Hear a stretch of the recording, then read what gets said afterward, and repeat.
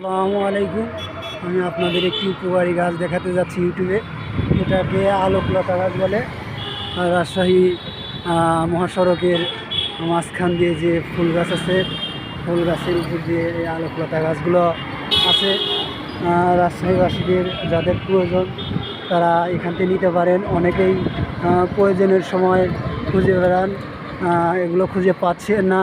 এটা হলো আপনার ভদ্রা যে রোড আছে, এই রোডে আর কি